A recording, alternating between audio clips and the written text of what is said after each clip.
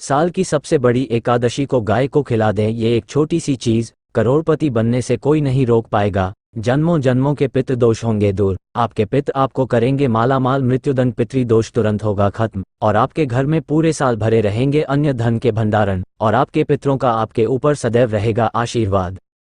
गंगा और गायत्री का बहुत ज्यादा धार्मिक महत्व है। मान्यता है कि गौ माता के शरीर पर 33 कोटि देवी देवताओं का वास होता है। गोमाता की सेवा एवं पूजा करने वाले जातक पर इन सभी देवी देवताओं की कृपा बरसती है। गोसेवा से न सिर्फ इस जन्म के बल्कि पूर्व जन्म के भी दोष दूर हो जाते हैं।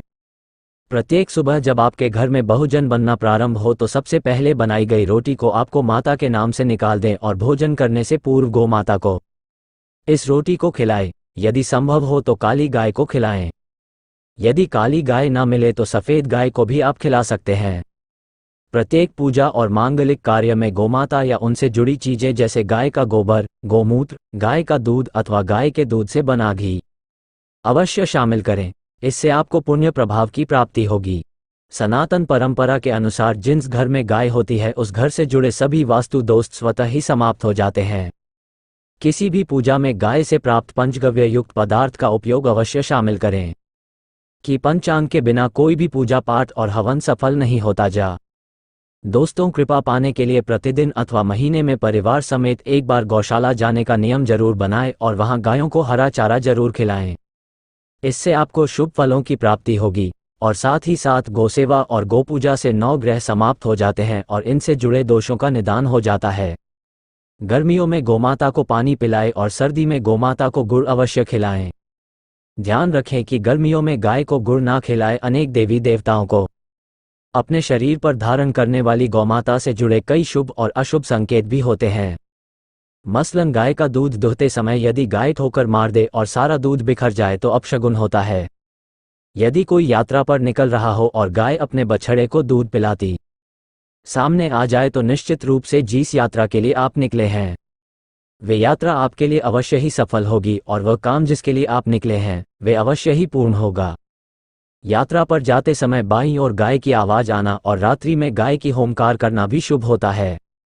दोस्तों, सत्य साथ गाय के साथ आप भूलकर भी ये काम ना करें, अन्यथा मिलता है घोर नरक और जीवन भर की परेशानियां। दोस्तों, गाय को राष्ट्रीय पशु बनाए जाने और इन्हें मौलिक अधिकार दिए जाने की बात हो रही है तो सवाल उठता है कि गाय जब भारतीय संस्कृति का अहम हिस्सा है तब भी गाय के साथ लोग खराब व्यवहार कैसे कर लेते हैं।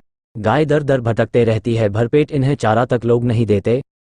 गाय जब तक दूध देती रहती है तो उनकी सेवा होती है और जैसे ही दूध देना बंद कर देती है तो लोग इन्हें उनकी किस्मत पर छोड़ देते हैं, सड़कों पर और गलियों में भटकने के लिए। ऐसे में गोवंशी जीवों को कोई डंडे से मारता है तो कोई उन पर पानी डाल देता है। कभी वाहनों से इन्हें धोकर लग जाती है तो कभी बीमार होकर बेचारी एक गाय दम तोड़ देती है। ऐसे में जरूरत है इन बातों को जानने की कि गाय को लेकर शास्त्रों में क्या कहा गया है, गाय के साथ आपको कैसा व्यवहार करना चाहिए। या दोस्तों, गाय को कभी भी मारना पीटना नहीं चाहिए। शास्त्रों में गाय को माता का दर्जा दिया गया है। गाय को मारने पीटने वाला माता को मारने पीटने वाले के समान पाप का भागी माना जाता है। ऐसे घरों को नरक लोक में वर्षों तक कष्ट भोगना पड़ता है। अगले जन्म पशु तारांकन में मिलता है। कथा है कि गौतम मुनि ने गलती से गाय को डंडा मार दिया था जिससे गाय की मृत्यु हो गई थी और इस पाप से मुक्ति के लिए इन्हें वर्षों तक तपस्या करनी पड़ी। भगवान श्री कृष्ण जी ने बेल स्वरूप में आए व्रत असुर का वध कर दिया था जिससे मुक्ति के लिए भगवान श्री कृष्ण को संपूर्ण तीर्थों को एक कुंड में बुलाना पड़ा और इस कुंड में स्नान से वो पाप मुक्त हो गई थी। या दोस्तों, साथ ही साथ जो लोग पानी पी रही गाय को भगाते हैं वे घोर पापी के भागी बनकर नरक भोगते हैं, ऐसा पुराण में बताया गया है।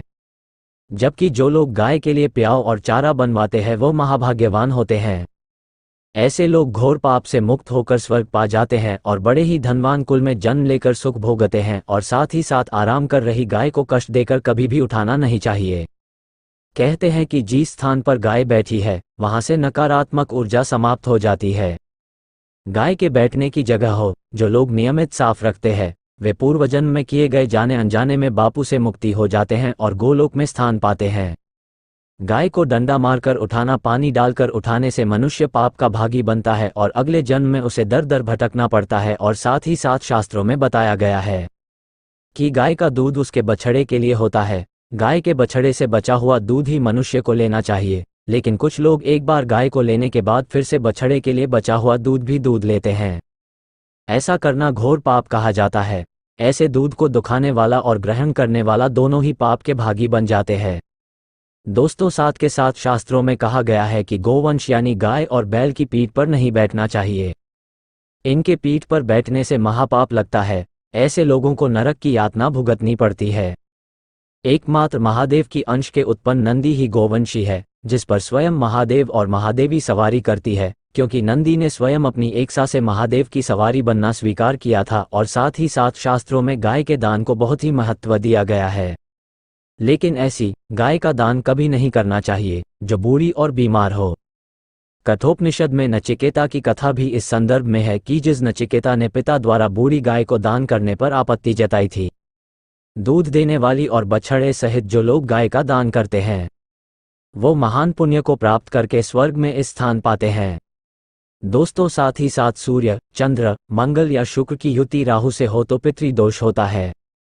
ये भी मान्यता है कि सूर्य का संबंध पिता से, मंगल का संबंध रक्त से होने के कारण सूर्य यदि शनि, राहु या केतु के साथ स्थित हो या दृष्टि संबंधी हो तथा मंगल की युति राहु या केतु से हो तो पितृदोष होता है।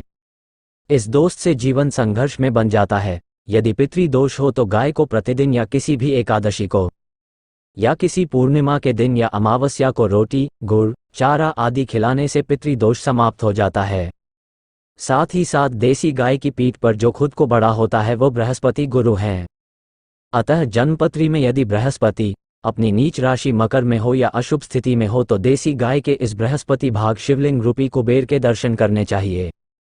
गुड़ तथा चने की दाल रखकर गाय को रोटी भी दें। इससे आपको शुभ फलों की प्राप्ति होगी। और साथ ही साथ यदि आप रास्ते में जा रहे हो और सामने से गौ माता आती हुई दिखाई दे तो गौ माता को आप अपनी दाहिनी ओर से जाने देना चाहिए। आपकी यात्रा अवश्य ही सफल होगी। और साथ ही साथ यह संकेत भी जान लें, यदि आप यात्रा पर जा रहे हैं और सामने आपके गाय पड़ जाए अथवा अपने बछड़े को दूध पिलाती हुई सामने गाय दिखाई दिए जाए तो समझ जाना वह यात्रा आपके लिए अवश्य ही सफल होंगी। और साथ ही साथ जिस घर में गाय होती है उसमें वास्तु दोष स्वतः ही समाप्त हो जाता है। और साथ ही साथ आपको बता दें कि गाय को आप जो भी रोटी बनाए प्रतिदिन रोटी ही बनाए। गाय को अगर आपने रोटी बनाई है तो कोशिश करें कि उस रोटी को आप तुरंत ही गाय को दे दें। अगर आप उस रोटी को रख देंगे और उस रोटी को अगले दिन देंगे तो वह रोटी बासी मानी जाएगी। गाय को कभी भी बासी रोटी ना दें, इससे घर में नकारात्मक ऊर्जा वास करती है और जो भी कार्य आपके बनने वाले होंगे वह कार्य भी आपके बिल्कुल भी नहीं बनेगी। इससे आपके घर में हमेशा दरिद्रता का वास रहेगा और आप जिस भी कार्य को करेंगे उस कार्य में आपको हमेशा असफलता ही हाथ लगेंगी। इसलिए कोशिश करें गाय को रोजाना ताज़ी रोटी बनाकर खिलाएं और रोटी को बिल्कुल ना रखें। बासी रोटी गाय को ना दे और साथ ही साथ सड़ी गली चीजें गाय को नहीं खिलानी चाहिए। कि घर में कोई फल है, कोई सब्जी है, सो जाए तो लोग क्या करते हैं, गाय को खिला देते हैं। नहीं, ऐसा नहीं करना चाहिए। ऐसा करने से यदि आप गाय को खिलाते हैं तो और आप पाप के भागी बन जाते हैं। आप बिल्कुल भी सड़ी गली चीजें गाय को ना खिलाएं और साथ ही साथ आप आटे की 11 लोइयां बनाकर उनके ऊपर हल्दी लगाएं।